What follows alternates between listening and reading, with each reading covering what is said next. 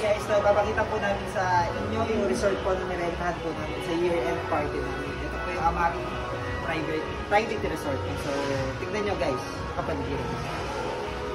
Siya, no, may 5 po siyang kwarto. Maganda siya, para siyang Santorini.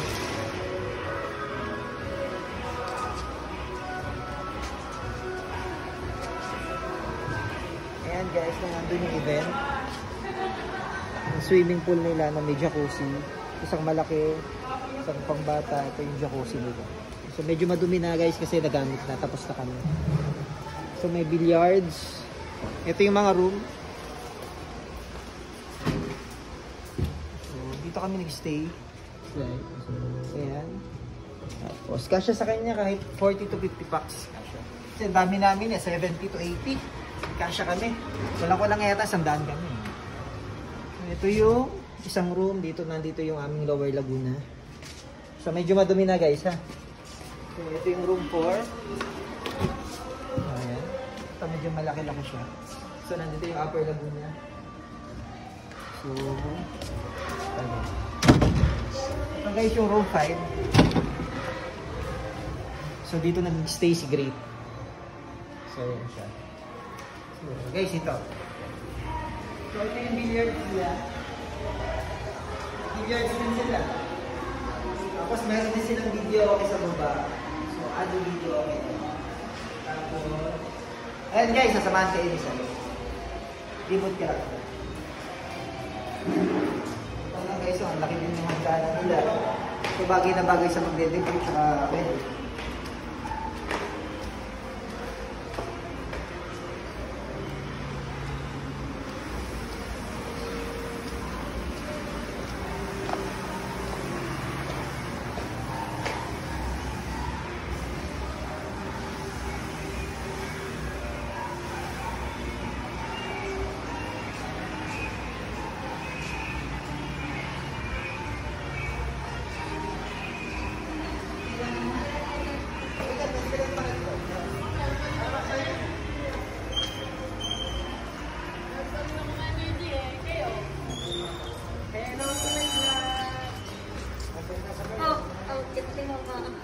Guys, ito yung labas.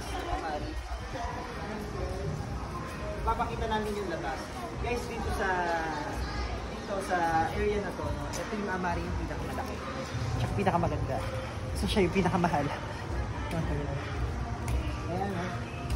So Amari Private Resort. So nandito siya sa Lordestan. So siya, pakita mo siya ng buo. Ayan siya. So, guys, ang katabi niya, maliliit lang na cut. Hindi kagaya ng resort na nirentahan natin. So, ang renta natin dito ay Christmas na 30,000. Guys, 30,000 yung 21 hours dito. So, yan. Sulit naman.